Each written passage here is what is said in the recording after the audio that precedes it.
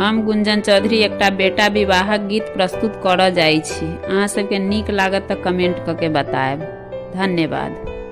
घर पछुआरा बाघने बाँसरो पल दुआरे चानन केरा गाछ हे।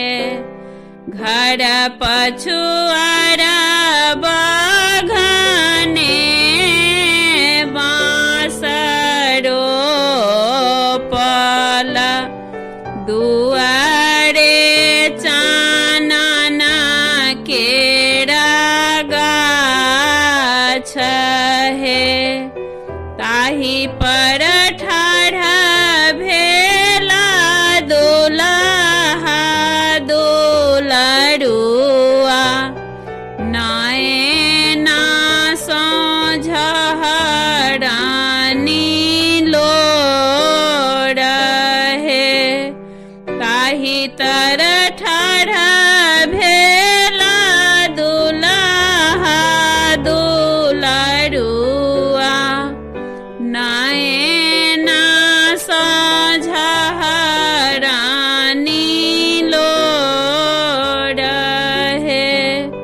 घर से बाहर भेला बाबा से बड़का बाबा पैर गेला पोता मुख दृष्टि हे।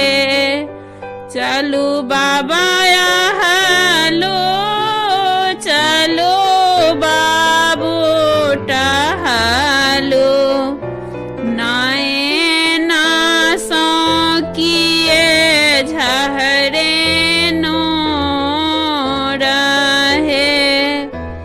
अपने त पहिरो बाबा पाट पटाम्बर